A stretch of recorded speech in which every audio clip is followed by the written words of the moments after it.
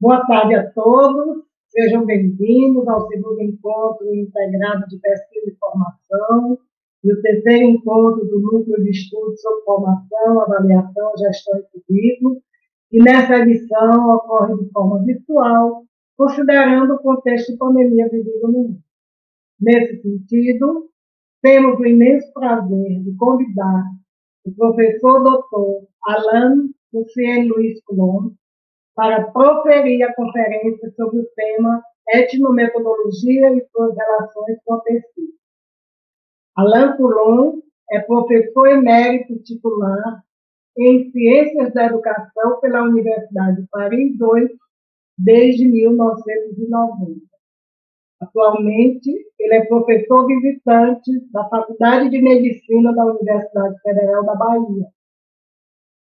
Doutor em Educação pela Universidade de Paris VIII, ele é atualmente consultor internacional pela União Europeia para o ensino superior e pesquisa científica. Autor de vários livros publicados e traduzidos em diversas línguas, vários artigos, relatórios de pesquisa e comunicação. Professor convidado também em diferentes países e universidades. Brasil, Itália, Japão, Estados Unidos, Espanha, Suíça, Bélgica, Tunísia, Argélia e China. Orientou muitos mestrados e doutorados na França.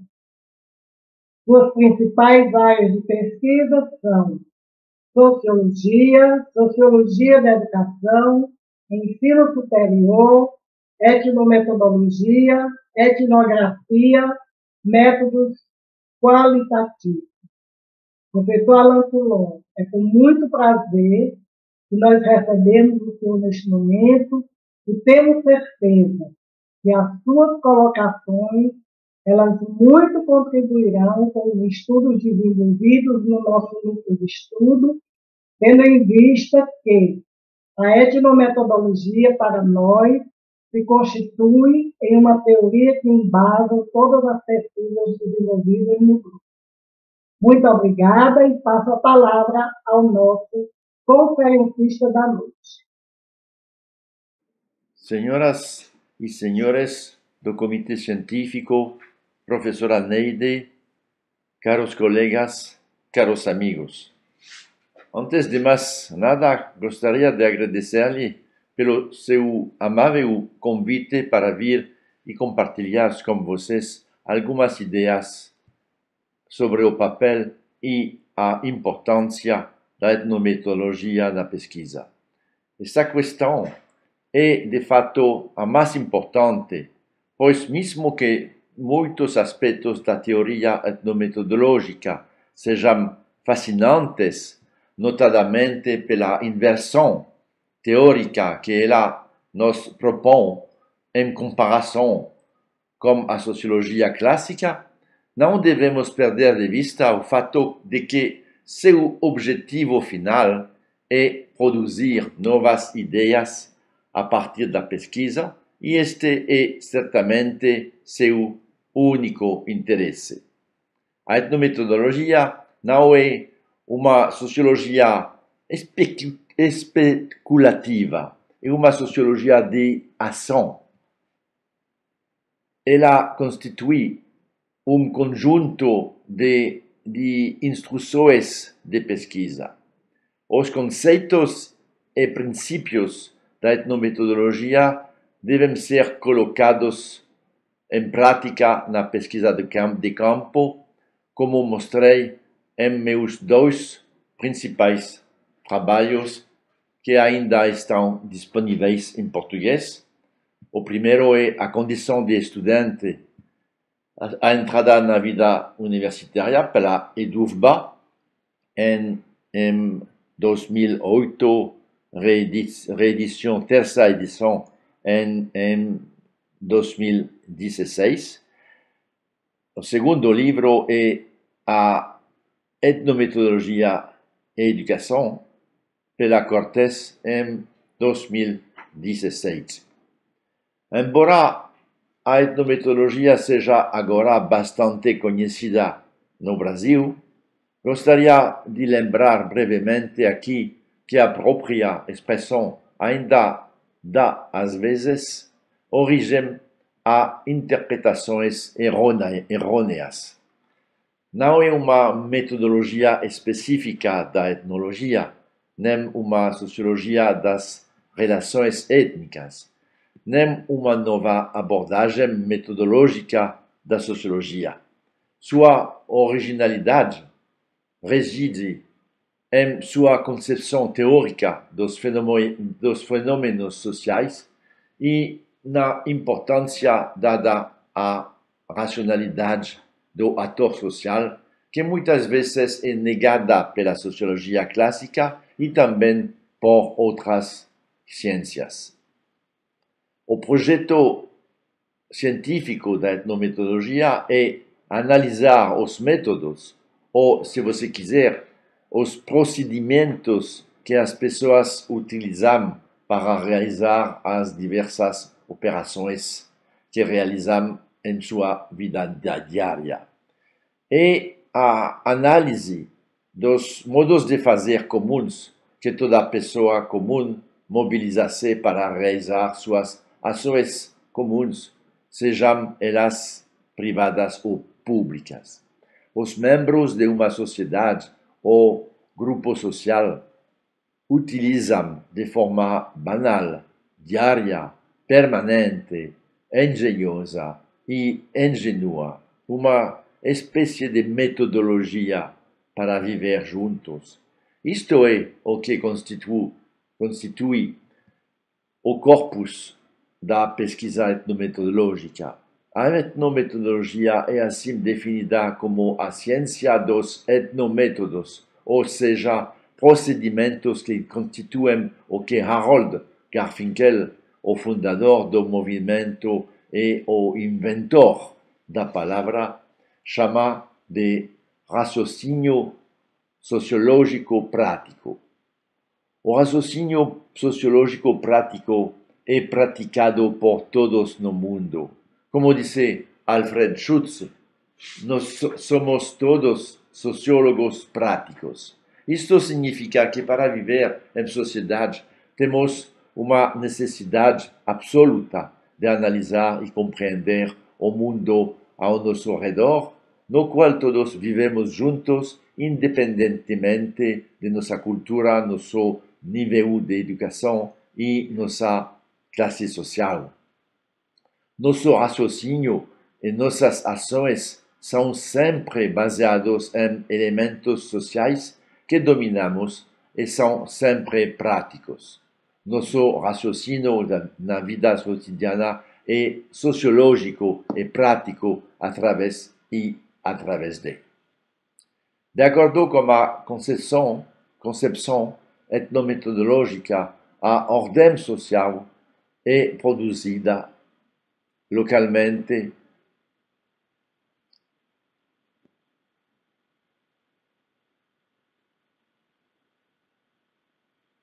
a ordem social é produzida localmente e interativamente, naturalmente organizada e reflexivelmente descritível. Em 1968, porque o termo etnometodologia causa confusão semântica, Garfinkel tentou pensar em substituí-lo pelo termo neopraxeologia. Pode-se já falar assim de uma sociologia de realizações práticas para definir a etnometodologia. Se você quiser se lembrar de uma definição menos acadêmica, menos sofisticada, eu argumentaria que etnometodologia é a busca pelo que as pessoas sabem sobre o que fazem e as consequências de suas ações. Para as pessoas, quem quer que sejam, desde as mais comuns até as mais instruídas, sabem o que fazem e constantemente descrevem e comentam suas ações. Eles não são idiotas culturais segundo Garfinkel. Eles conhecem os porquês e onde de suas atividades práticas, podem comentá-las, podem explicá-las, embora geralmente não estejam interessados em fazê-lo, porque é antes de tudo a ação, a prática que eles perseguem. Por exemplo, se você às vezes pega transporte público em uma cidade que não conhece, ou quando viaja ao exterior, você não está interessado em seus modos de fazer as coisas, mas no objetivo que está perseguindo, pegar o ônibus ou o metrô. Por outro lado, se lhe pedissem, você seria capaz de detalhar seus pensamentos, suas hesitações, suas dúvidas, relatar as interações que tive com os outros para aprender como fazer, para se tornar um passageiro competente, para que está em boa situação. Veremos por que esta observação é tão importante. Ela constitui o próprio cerne de investigação etnometodológica. O conhecimento das pessoas é nossa matéria-prima, o corpus de nossa pesquisa. Hoje gostaria de compartilhar com vocês algumas ideias sobre as pesquisas que podem ser realizadas com base no pensamento etnometodológico. Eles são numerosos na literatura publicada. De minha parte, explorei, acima de tudo, cuidadosamente certos fenômenos do campo da educação, principalmente no ensino superior, como alguns de vocês sabem. Atualmente, estou tentando trabalhar em um novo tema que tem sido motivo de preocupação para todos nós há vários meses, o da saúde. Este é um campo imenso, até agora pouco explorado pela etnometodologia, com exceção de vários trabalhos significativos na análise de conversas, que explora e analisa os fenômenos interativos entre médicos e pacientes. Como sabem, todos nós estamos confrontados desde o início do ano 2020 com um fenômeno que afeta o mundo inteiro, a pandemia da Covid-19. Como atualmente sou professor visitante na Faculdade de Medicina de UFBA, Universidade Federal da Bahia, eu estava na Bahia em fevereiro ou em março passados, quando a epidemia começou a afetar o estado da Bahia.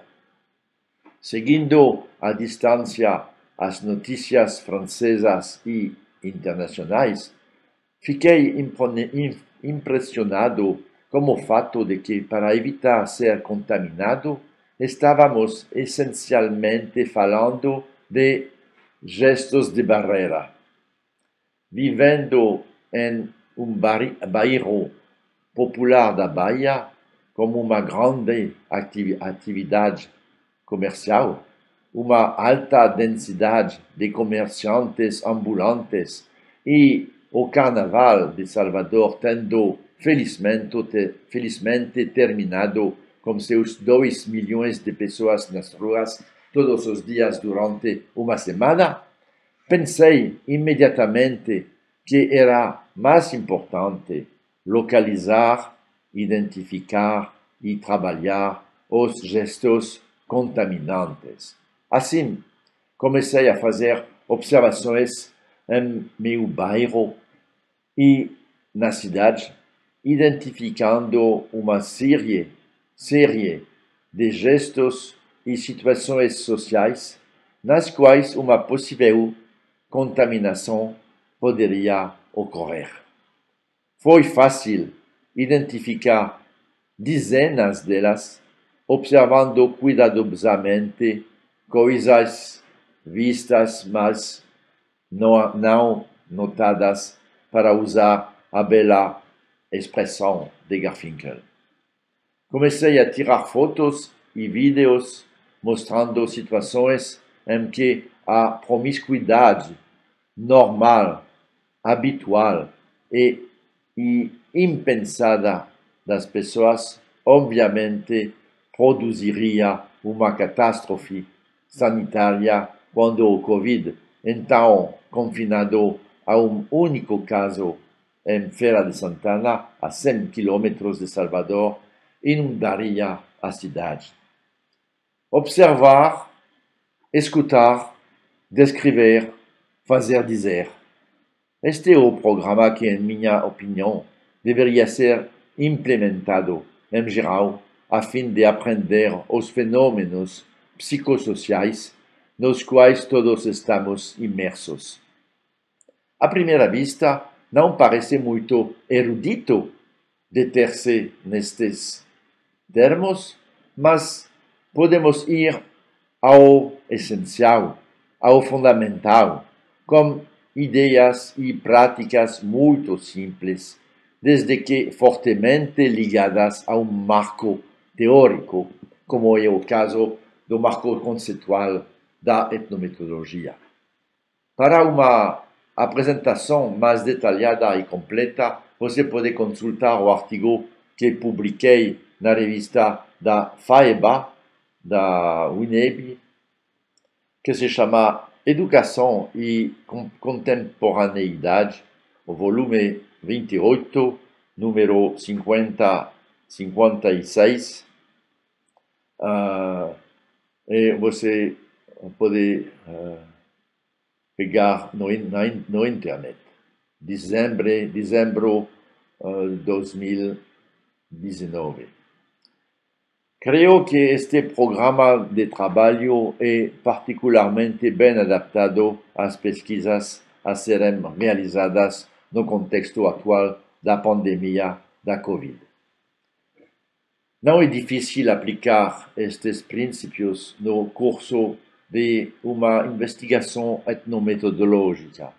A condição sine qua non é confiar na palavra das pessoas e não impor a elas, quando questionadas, padrões ideológicos e teorias científicas pré-constituídas.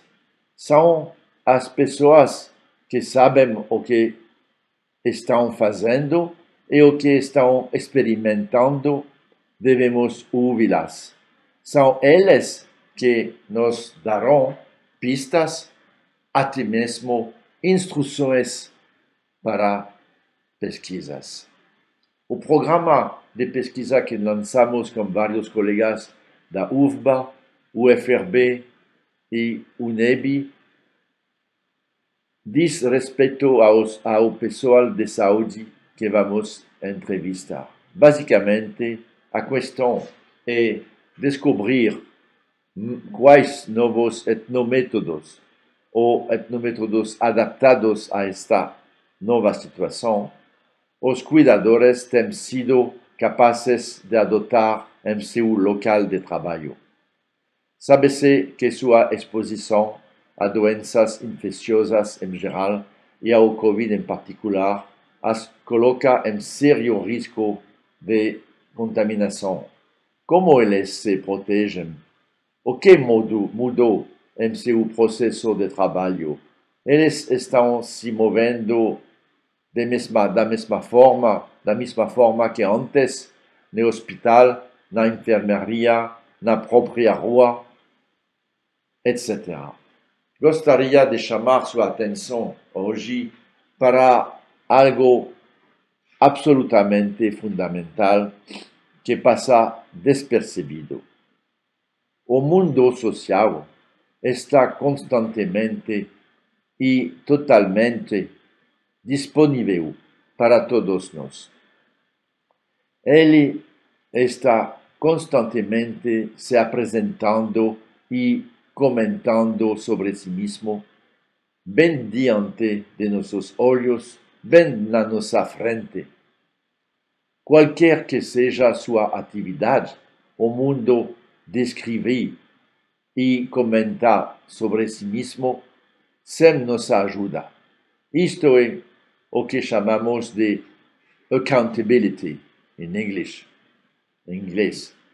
termo que Garfinkel fez dos principais conceitos da etnometodologia. No trabalho de campo deve ser feito importante princípio metodológico de coleta de dados.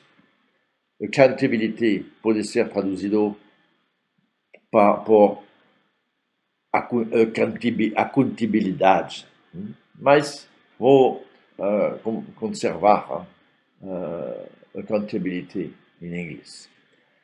Passamos nossas vidas fazendo e dizendo, comentando nossas ações.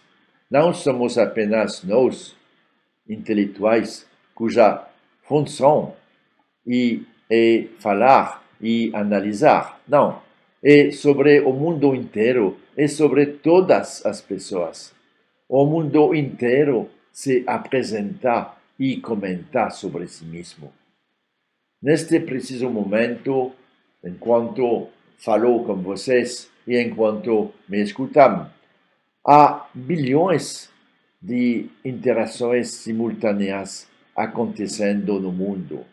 Se cerca de quarto, terço dos habitantes de nosso planeta estão dormindo, os outros estão trocando, trabalhando, conversando, fazendo palestras.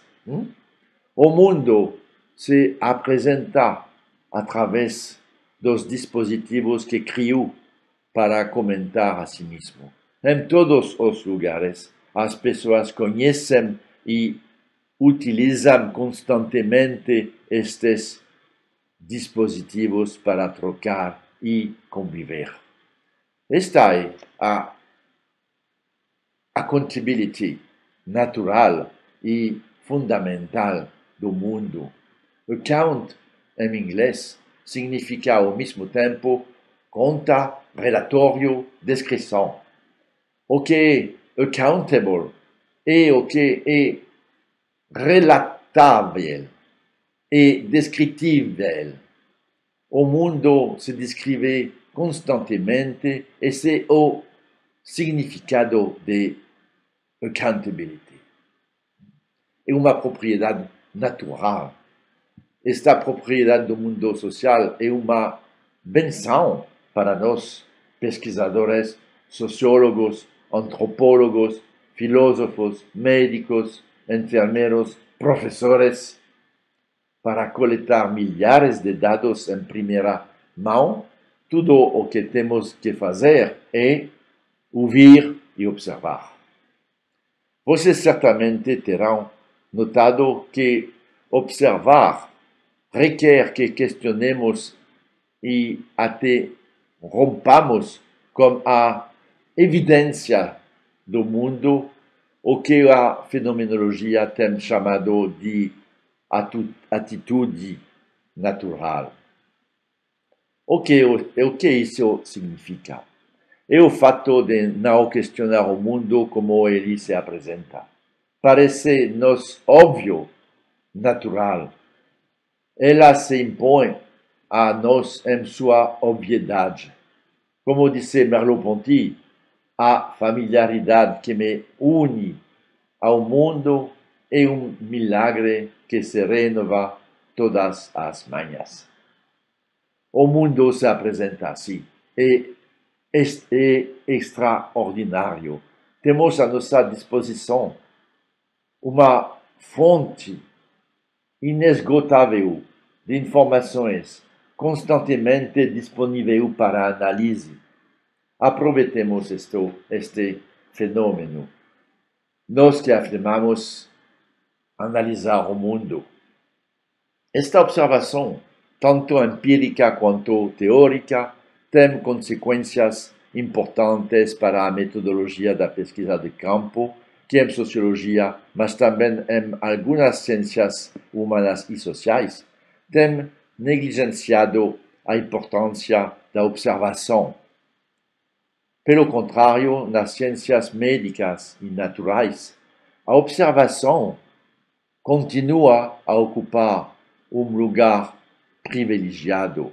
Não tenho dúvidas de que muitos exemplos se vêm à mente durante esta dramática pandemia.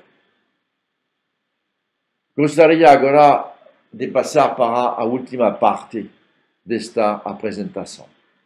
Você entendeu que o mundo inteiro está constantemente se descrevendo. Todos passamos nossas vidas fazendo e dizendo.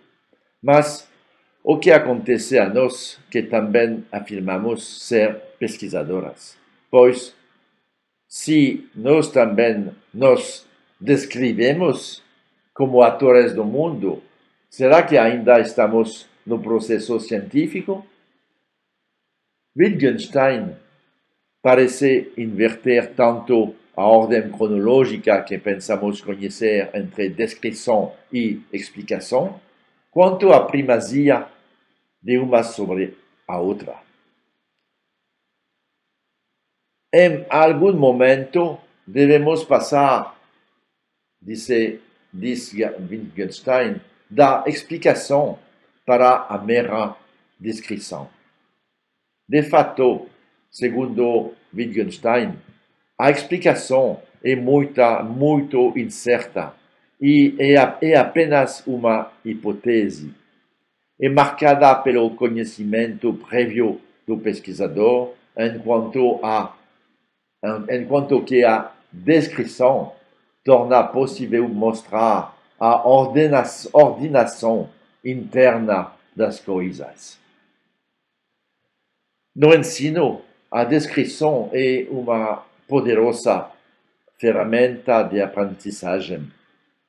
Isto é particularmente verdadeiro no ensino fundamental, onde a língua e as categorias são aprendidas. Um pouco mais tarde, quando estamos na escola secundária, nossos professores às vezes nos criticam por sermos muito descritivos, implicando que não somos analíticos o suficiente. Lembremos aqui que isto não é verdade.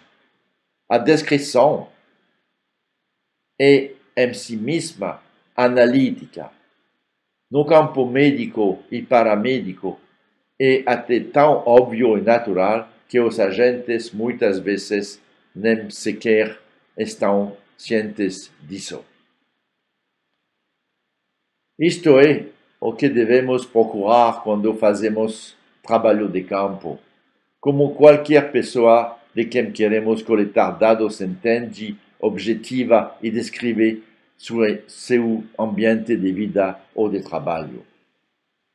Para concluir, gostaria de me referir ao conselho que Heródoto, o pai da história moderna e da etnografia, deu a seus contemporâneos que, como todos os gregos literatos de seu tempo, fizeram a viagem ao Egito.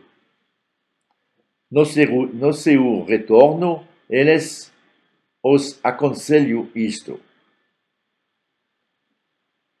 relate o que você viu, relate o que você ouviu, relate a visão do mundo e acrescente algo de sua própria observação. Nossa tarefa como analistas é ouvir, ver o mundo como ele é. O mundo se apresenta. Ela tem a extraordinária capacidade de se apresentar. Como diz Edward Rose, que é um americano sociólogo que, em minha opinião, e o co-inventor da etnometodologia como Garfinkel, ele diz, o que distingue a atividade humana é que o mundo inteiro se apresenta, dá sentido às suas atividades. Todo ser humano pretende compartilhar com os outros sua compreensão do que é o mundo se apresentar para ser. Temos um nome para tudo o que é apresentado. É o mundo. Os leões não sabem que vivem em leonia. Todos os seres humanos sabem que vivem no mundo. Vocês têm que ouvir o mundo dizer o que ele sabe. Muito obrigado por sua atenção.